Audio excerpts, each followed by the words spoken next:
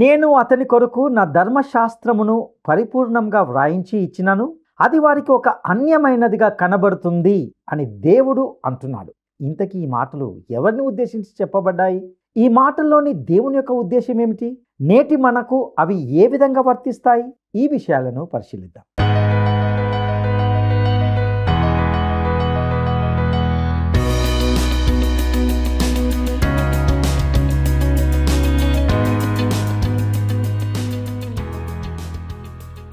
ప్రియమైన మిత్రులారా, ప్రేమధార కార్యక్రమానికి మీకు స్వాగతం. శాశ్వతమైన దేవుని కృపలో మీరు క్షేమంగా మరియు భద్రంగా ఉన్నారని మేము విశ్వసిస్తున్నాం. ఈ కార్యక్రమం నుండి మీరు నేర్చుకునే విషయాలను మీ జీవితంలో కూడా అన్వయించుకుంటున్నారని విశ్వసిస్తున్నాం.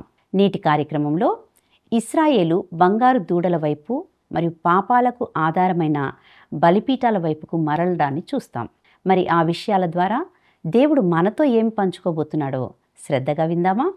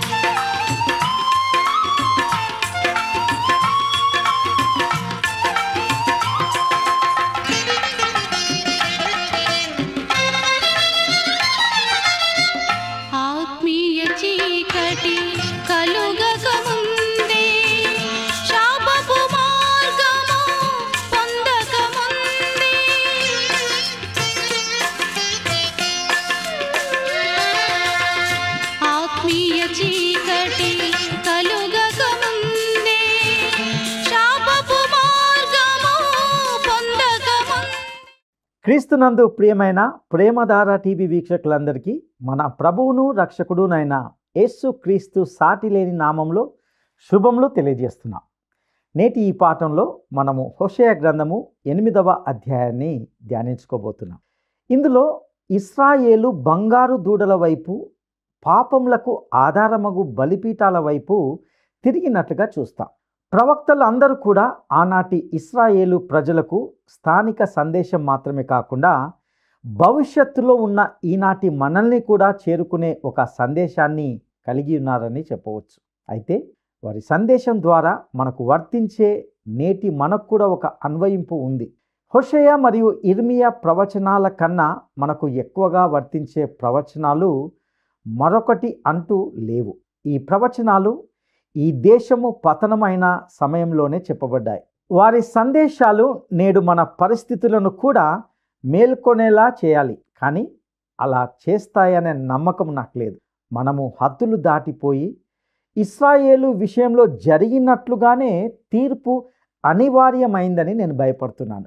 ఇశ్రాయేలు దేవుని నుండి దూరంగా వెళ్ళడానికి ప్రారంభించినప్పుడు తమ రాజు మరియు తమ సంపదపైనే ఆధారపడి తమను రక్షించుకోవాలని వారు ఆశించారు. ఇక హోషేయ గ్రంథము 8వ అధ్యాయము మొదటి 4 వచనాలను మనం గమనిద్దాం. బాకా నీ నోటను ఉంచి ఊదుము, జనులు నా నిబంధన నతిక్రమించి నా ధర్మశాస్త్రమును మీరి ఉన్నారు గనుక పక్షిరాజు రాలినట్లు శత్రువు యెహోవా మందిరమునకు వచ్చునని ప్రకటింపుము. వారు మా దేవా, ఇశ్రాయేలు వారలమైన మేము నిన్ను ఎరిగి ఉన్న వారమే అని వారు నాకు మొరపెట్టుదురు. ఇశ్రాయేలీలు సన్మార్గమును విసర్జించిరి గనుక శత్రువు తరుమును, నాకు అనుకూలులు కాని రాజులను వారు నియమించుకొని ఉన్నారు.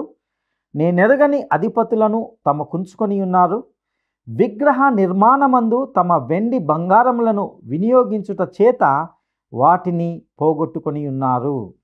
ప్రియులారా, ఇక్కడ జనులు నా నిబంధనను అతిక్రమించి నా ధర్మశాస్త్రమును మీరి ఉన్నారు గనుక అనే మాటను చూస్తాం. దేవుడు ఎందుకు వారిని చెరకు పంపబోతున్నాడో వివరిస్తున్నాడు.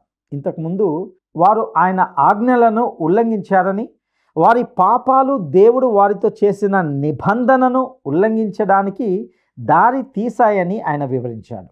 దేవుడు అబ్రహాముతో చేసిన నిబంధన వారికి వర్తిస్తుంది. మోషేతో చేసిన నిబంధన కూడా వారికి వర్తిస్తుంది. ప్రత్యేకించి ఆ దేశము ఎలాగున వారికి స్వాస్థ్యముగా ఇస్తాను అని దేవుడు అన్నాడో, మరియు ఆ దేశంలో ఆయన వారిని ఎలా ఆశీర్వదిస్తాడు అనే విషయంలో ఆ నిబంధన వర్తించేదిగా ఉంటున్నది. కానీ వారు ఆయన్ని సేవించకపోతే ఆయన వారిని దేశం నుండి వెళ్ళగొడతానని కూడా చెప్పాడు. ఆ తర్వాత దేవుడు దావీదుతో కూడా ఒక నిబంధన చేశాడు. ఇప్పుడు ప్రజలు ఈ నిబంధనలను ఉల్లంఘించారు, కానీ దేవుడు వాటిని ఎప్పటికీ ఉల్లంఘించాడు. దేవుడు అబ్రహాముతో చేసిన నిబంధన మరియు దావీదుతో చేసిన నిబంధన, 2 నిబంధనలు కూడా షరతులతో లేనటువంటివి. అయితే మోషే నిబంధన మాత్రము షరతులతో కూడినది. ప్రజలు నిబంధనను ఉల్లంఘించగలరు, మరియు అలా చేసినప్పుడు వారు తప్పకుండా తీర్పు తీర్చబడ్డారు. వారు దేశం నుండి వెళ్ళగొట్టబడ్డారు. కానీ దేవుడు వారికి ఆ దేశాన్ని నిత్యమైన స్వాస్థ్యముగా ఇస్తానన్న వాస్తవాన్ని అది ఎప్పటికీ మార్చలేదు. దాని అర్థము కేవలము ఆ తరము దేశం నుండి వెళ్ళగొట్టబడింది, కానీ మరొక తరము తిరిగి తీసుకురాబడుతుంది. వారు ఐగుప్తు నుండి బయటకు వచ్చినప్పుడు అదే జరిగింది. ప్రజలు తమ అవిశ్వాసం కారణంగా దేశంలోకి ప్రవేశించని కారణంగా దేవుడు మీరు ఎప్పటికీ ఆ వాగ్దాన దేశంలోకి రాలేరు అని అన్నాడు. కానీ మీ పిల్లలు దానిని స్వాధీనపరుచుకుంటారని కూడా చెప్పాడు. అదేవిధంగా ఇక్కడ నాకు అనుకూలులు కాని రాజులను వారు నియమించుకొని ఉన్నారు అనే మాటను కూడా మనం గమనిస్తాం. దావీదు వంశము ఇశ్రాయేలును పరిపాలించాలనేది దేవుని యొక్క ఉద్దేశం. యెరోబాము ఒక తిరుగుబాటును ప్రారంభించాడు, మరియు అతని ద్వారా ప్రారంభించబడిన రాజుల వంశము సజీవుడైన దేవుని వైపు తిరిగిన వారిని ఒక్కరిని కూడా కలిగి ఉండలేదు. ఈ రాజుల్లో ఎవరు కూడా ఎప్పుడు కూడా ప్రజలను దేవుణ్ణి ఆరాధించడానికి కానీ, దేవుని సన్నిధి యొద్దకు తీసుకురావడానికి కానీ ఎటువంటి ప్రయత్నం చేయలేదు. బదులుగా వారంతా విగ్రహారాధనలో పడిపోయారు. యెరోబాము ప్రారంభంలోనే ఆ 2 బంగారు దూడలను ఒకదాన్ని షోమ్రోనులో మరియు మరొక దాన్ని బేతెల్లో స్థాపించాడు. మరియు ప్రజలు దక్షిణంలోని యెరూషలేముకు తిరిగి వెళ్ళి దేవాలయంలో ఆరాధించకుండా ఉండడానికి, వారిని నిరోధించడానికి అతడు అలా చేశాడు. దేవుడు ఆమోదించని రాజులను వారు నియమించుకున్నందుకు దేవుడు వారికి తీర్పు తీర్చాడు. ఇక హోషేయ గ్రంథము 8వ అధ్యాయము 5వ వచనాన్ని మనం గమనిద్దాం. షోమ్రోను, ఆయన నీ దూడను అనగా విగ్రహాన్ని విసర్జించెను, నా కోపము వారి మీదికి రగులుకొనెను, ఎంతకాలము వారు పవిత్రత నొందజాలకుందురు. ఇక్కడ ఎంతకాలము వారు పవిత్రత నొందజాలకుందురు అనగా వారు దోషులై పాపాత్ములై ఉన్నారు. వారు నేరం లేని వారు కారు, అమాయకులు అసలే కాదు. ఇక ఇందులోనే షోమ్రోను ఆయన నీ దూడను అనే మాటను గమనించారా? ఆహాబు తండ్రి అయిన ఒమ్రీ కాలమున షోమ్రోను ఇశ్రాయేలుకు రాజధానిగా ఏర్పాటు చేయబడింది. ఆహాబు యెజబేలును వివాహం చేసుకున్నాడు. ఆమె తండ్రి సీదోనులో బయలు ఆరాధికుడైన ఫినికీలలో ఒక యాజకుడు. యెజబేలు వందల కొలది బయలు ప్రవక్తలను ఇశ్రాయేలులోనికి తీసుకొని వచ్చింది. అనేక మంది ఇశ్రాయేలీలు బయలును ఆరాధించడం ప్రారంభించారు. అదేవిధంగా ఇక్కడ నా కోపము వారి మీద రగులు కొనెను అనే మాటను కూడా చూస్తాం. దేవుడు వారిని శిక్షించడానికి ఉద్దేశించాడు. షోమ్రోను అనగా సమరయ ప్రాంతము ఈనాడు కూడా ఒక నిర్జనమైన ప్రదేశం. ఆ ప్రాంతాలను చూడడానికి మీకు ఒకవేళ అవకాశం దొరికినట్లయితే మీరు ఈ సమరయ ప్రాంతాన్ని చూడాలని నేను మిమ్మల్ని కోరుకుంటున్నాను. అది చాలా సుందరమైన స్థలమైనప్పటికీ అక్కడి ప్రజలు ఎవరు జీవించకపోవడము భయంకరమైనది. ఆ ప్రాంతాలను మీరు చూసినప్పుడు మీరు ముగ్ధులు కాకుండా ఉండలేరు. కానీ సమరయలో ఒకప్పుడు ఏనుగు దంతాలతో చేయబడిన అంతఃపురాలు ఉండేవి. పురాతత్వ శాస్త్రజ్ఞులు అక్కడి శిథిలాల్లో చాలా అందమైన దంతపు సుగంధ ద్రవ్యాల సువాసన సీసలు మరియు అన్ని రకాల అందమైన పింగాణి పాత్రలు దొరికినట్లుగా చెప్తున్నారు. అంత గొప్పగా ప్రసిద్ధిగాంచిన ఆ స్థలమును నేడు శిథిలాలుగా చూసిన తర్వాత మీరు తప్పకుండా బాధపడుతూ నిరుత్సాహపడతారు. అది సహజమే. దేవుడు సమరయకు తీర్పు తీర్చాడు. అది అందమైన కట్టడాలతో కూడిన మనోహరమైన స్థలమై ఉండేది. కానీ ప్రజలు ఆయన నుండి తిరిగి అక్కడ బంగారు దూడను ఆరాధించుచుండినందున దేవుని యొక్క తీర్పు వారిపైకి వచ్చింది. ఇక హోషేయ గ్రంథము 8వ అధ్యాయము 6వ వచనాన్ని మనం గమనిద్దాం. అది ఇశ్రాయేలు వారి చేతి పనియే గదా, కంసాలి దానిని చేసెను, అది దైవము కాదు గదా, షోమ్రోను చేసుకొనిన ఈ దూడ చిన్న భిన్నములగును. ప్రియులారా, ఇందులో పేర్కొనబడిన ఆ బంగారు దూడ ఈనాడు ఎక్కడ దొరుకుతుందో నాకు తెలియదు. పురాతత్వ శాస్త్రజ్ఞులు ఖచ్చితంగా దానిలో ఒక చిన్న ముక్కను కూడా అక్కడ కనుగొనలేదు. అది బహుశా ఎక్కడికో తీసుకువెళ్ళబడి ముక్కలు చేయబడి ఉండవచ్చు, కరిగించబడి ఉండవచ్చు. ఈ ప్రజలతో దేవుడు ఇలా అంటున్నాడు, మీరు దీనిని ఆరాధించడానికి నా నుండి తిరిగారు, కానీ అది దేవుడు కాదు గనుక మీకు సహాయం చేయడానికి సామర్థ్యం లేదు. ఇక హోషేయ గ్రంథము 8వ అధ్యాయము 7వ వచనాన్ని మనం గమనిద్దాం. వారు గాలిని విత్తియున్నారు గనుక ప్రళయ వాయువు వారికి కోతయగును, విత్తినది పైరు కాదు, మొలక కాదు, పంట ఎత్తినది అది పంటకు వచ్చిన ఎడల అన్యులు దాన్ని తినివేతురు. ఈ వాక్యం యొక్క కరువు మరియు ఆ దేశంలోకి రాబో శత్రువు యొక్క తీర్పును గురించి మాట్లాడుతుంది. ఇక హోషేయ గ్రంథము 8వ అధ్యాయము 8వ వచనాన్ని మనము గమనిద్దాం. ఇశ్రాయేలు వారు తినివేయబడుదురు, ఎవరికిని ఇష్టము కాని ఘటము వంటి వారై అన్య జనులలో నుందురు. ఇశ్రాయేలు వారు తినివేయబడుదురు. ఈనాడు ఈ 10 గోత్రాలు ఎక్కడ ఉన్నాయో మీకు తెలుసా? నేడు ఉన్న అనేక సంపన్న దేశాలే ఎఫ్రాయిము గోత్రమని చాలామంది అభిప్రాయపడుతున్నారు.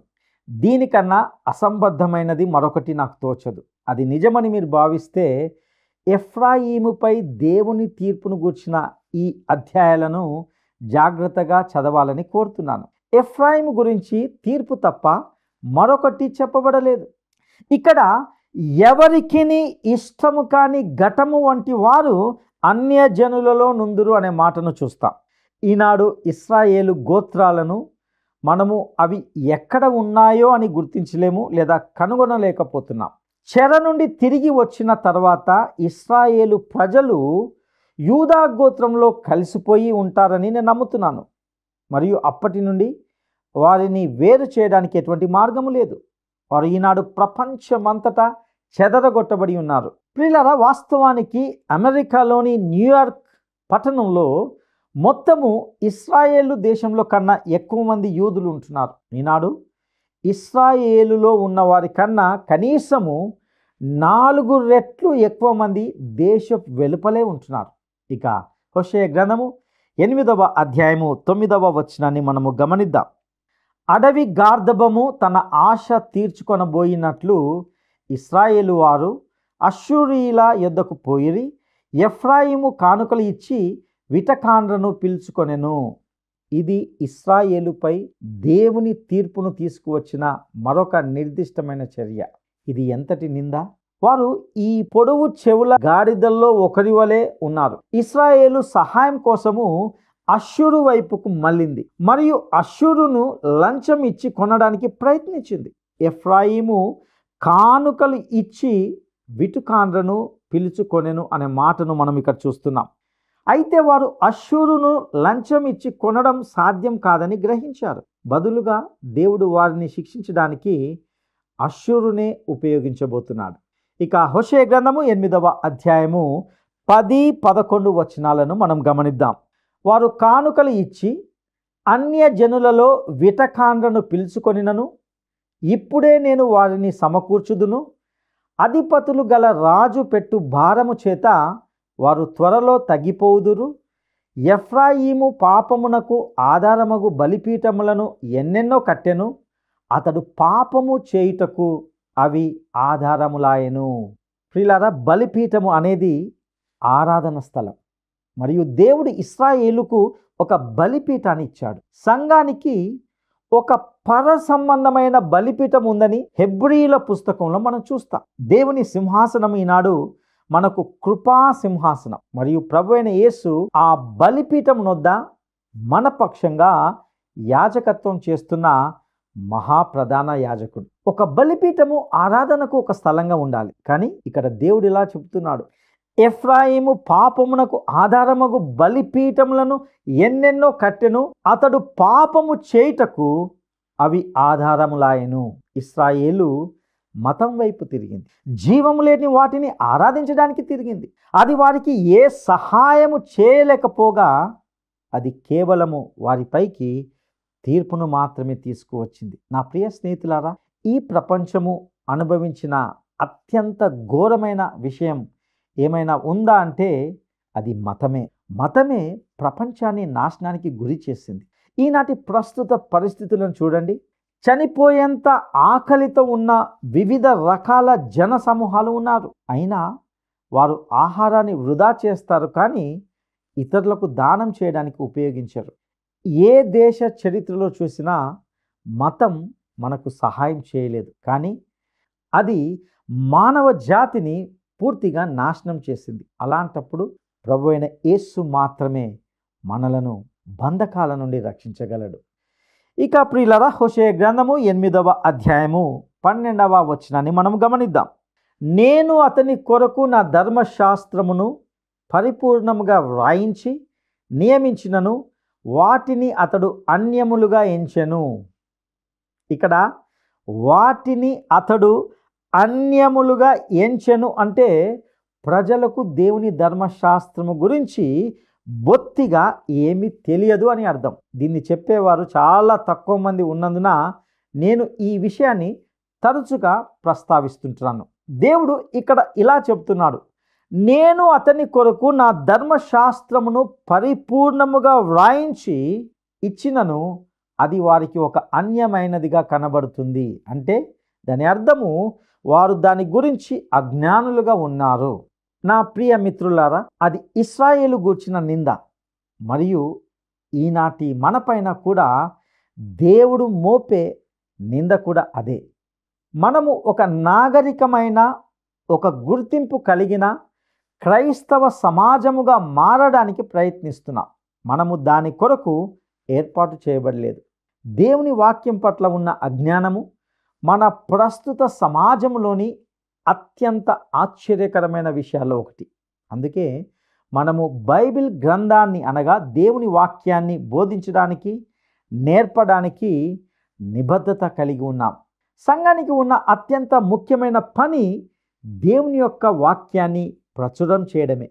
మీ కాపరి లేదా పాస్టర్ ఒక వ్యాపార నిర్వాహకుడిగా ఉండాలని నేను అనుకోవడం లేదు. ప్రజలతో కలిసిపోయే ఒక సామాజిక నాయకుడిగా ఉండడానికి అతన్ని దేవుడు పిలుచుకున్నట్లు నేను భావించడం లేదు.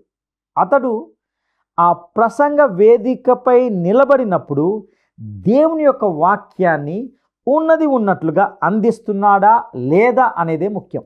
అతడు అలాగున దేవుని వాక్యాన్ని ఉన్నది ఉన్నట్లుగా అందిస్తున్నట్లయితే మీరు అతన్ని ప్రోత్సహిస్తూ బలపరచాలి. కానీ ఉదారవాదంలో అనగా వాక్యాన్ని ఉన్నది ఉన్నట్లుగా కాకుండా పరిస్థితులకు అనుకూలంగా మారుస్తూ వాక్యమును గూర్చి సందిగ్ధంగా ఉన్న వ్యక్తికి మద్దతు ఇవ్వమని నేను మిమ్మల్ని అడగను. నేడు అంతటా దేవుని వాక్యాన్ని నేర్పించే అనేక మంది వ్యక్తులు ఉన్నారు. మరియు వారే ఈనాడు దేవుని వాక్యాన్ని ప్రజలు వినడానికి కారణమవుతున్నారు. అలాంటి వారి ద్వారానే దేవుని యొక్క సత్యము ప్రజల యొక్క హృదయాల్లో ముద్రించబడుతుంది. అయినప్పటికీ వారి పరిచర్యలు మరియు మనలాంటి బైబిల్ యొక్క క్రమబద్ధమైన వాక్య అధ్యయనాల కార్యక్రమం యొక్క ప్రయాసము కేవలము ఒక బకెట్లో ఒక నీటి బిందువుతో పోలి ఉంటున్నది. ఈ దేశము దేవుని వాక్యం పట్ల ఎంత అజ్ఞానంలో ఉందనేది మీరు గుర్తించాలని కోరుతున్నాను. ఇక హోషేయ గ్రంథము 8వ అధ్యాయము 13వ వచనాన్ని మనము గమనిద్దాం. నా కల్పింపబడిన పశువులను వధించి వాటిని భుజించుదురు, అట్టి బలుల యందు యెహోవాకు ఇష్టం లేదు. త్వరలో ఆయన వారి దోషమును జ్ఞాపకమునకు తెచ్చుకొని వారి పాపములను బట్టి వారిని శిక్షించును. వారు మరలా ఐగుప్తుకు వెళ్ళవలసి వచ్చెను. ప్రియులారా, వారు ఆచారాన్ని నిర్వర్తిస్తారు. వారికి పద్ధతులు అంటున్నాయి మరియు వారు మంచి పదజాలాన్ని తెలుసుకున్నారు. అంతేకాని మరొకటి సత్యమైనది అంటూ వారి యొద్ద ఏమీ లేదు. ప్రభువు వారిని సంపూర్ణంగా ఎరిగినవాడు గనుక ఆయన వారిని అంగీకరించడు. ఒక దేవుని సేవకునిగా నేను కొంతమంది ప్రజలు దేవుని యొక్క వాక్య మూల సిద్ధాంతం యొక్క పదాలను లేక పదజాలాన్ని నేర్చుకున్న వారిని గురించి చూశాను. ప్రభువునకు స్తుతి కలుగునుగాక మరియు ప్రభు మిమ్మల్ని ఆశీర్వదించునుగాక అని ఎప్పుడు చెప్పాలో వారికి తెలుసు. అవి అద్భుతమైన వాక్యాలు. కానీ కొందరి నోళ్ళల్లో అవి అర్ధరహితంగా ఉంటాయి. అందుకే దేవుడు అంటున్నాడు, అట్టి బలుల యందు యెహోవాకు ఇష్టము లేదు.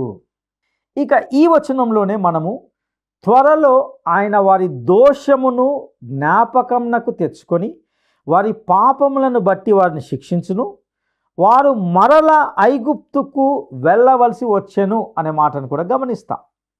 ప్రియులారా, బబులోను అష్షూరును నాశనం చేసినప్పుడు 10 గోత్రాల్లోని అనేక మంది యూదా నుండి బబులోను చెరకు తీసుకువెళ్ళబడిన వారితో కలిసి దేశానికి తిరిగి వచ్చినట్లు స్పష్టమవుతుంది. అలాగే బబులోను చెర సమయంలో ప్రజల్లోని చాలామంది ఐగుప్తుకు వెళ్ళారని ఇర్మియా గ్రంథం నుండి మనకు తెలుసు.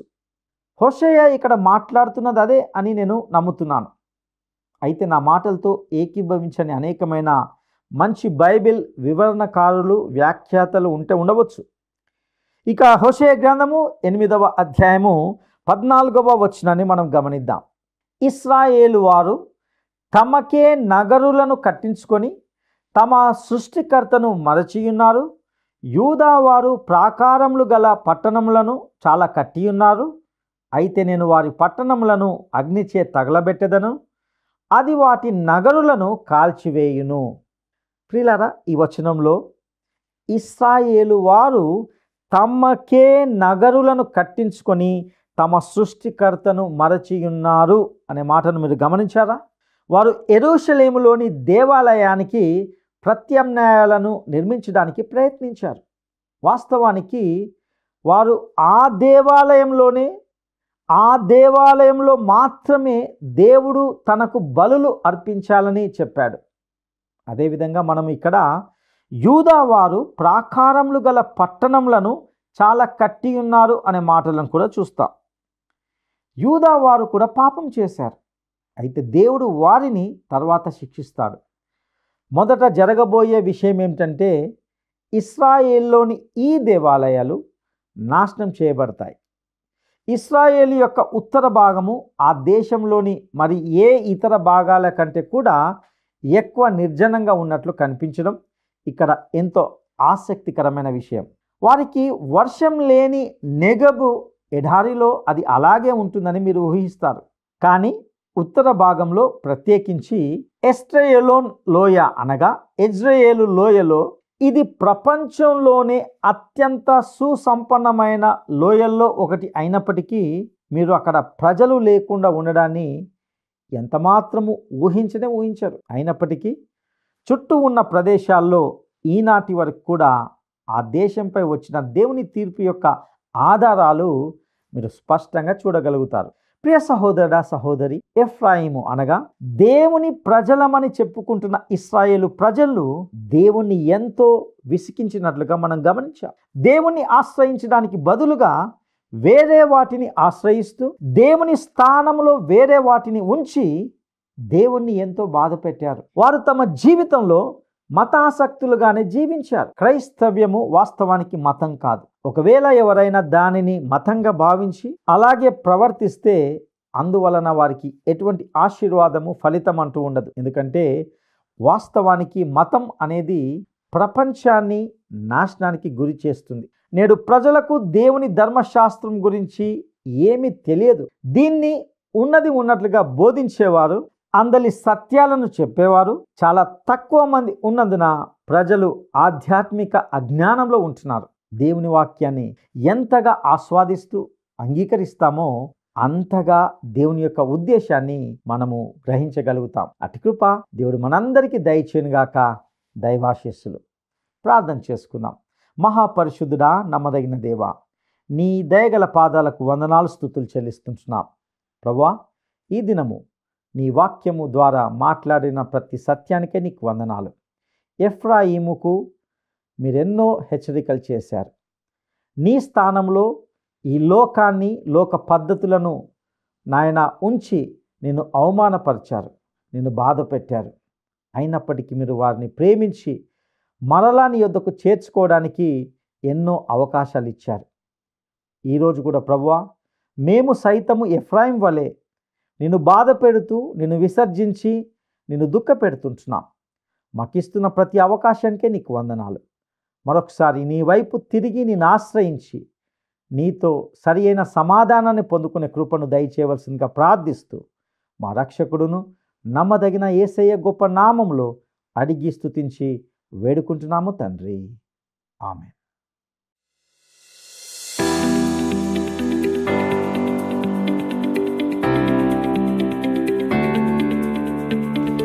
యెరోబాము తన పరిపాలన ప్రారంభంలోనే 2 బంగారు దూడలలో ఒకదానిని షోమ్రోన్లో మరియు మరొక దానిని ఎక్కడ స్థాపించాడు. యెరోబాము తన పరిపాలన ప్రారంభంలోనే 2 బంగారు దూడలలో ఒకదానిని షోమ్రోనులో మరియు మరొక దానిని ఎక్కడ స్థాపించాడు. 1 యెరూషలేములో, 2 బేతేలులో, 3 సమరయలో. ప్రియ వీక్షకులారా, ఈరోజు బైబిల్ అధ్యయన కార్యక్రమం మీకు ఆధ్యాత్మికంగా మేలుకరంగా ఉందని ఆశిస్తున్నాం. మీకు ఏవైనా ప్రశ్నలు కానీ లేదా సందేహాలు కానీ లేక ప్రార్థనా మనవులు కానీ ఉంటే క్రింద ఇవ్వబడిన ఫోన్ నంబర్కి కాల్ చేయడానికి సంకోచించకండి. మీ అభిప్రాయాన్ని మేము విలువైనదిగా భావిస్తున్నాం. మీ ఫోన్ కాల్ కోసం మేము వేచి ఉంటాం. సర్వశక్తుడైన దేవుడు మీకు తోడయుండి నడిపించునుగాక. ఆమేన్. ఈ కార్యక్రమం మీకు నచ్చిందా? అయితే వెంటనే మిస్డ్ కాల్ ఇవ్వండి. బహుమతి పొందే విజేత మీరే కావచ్చు.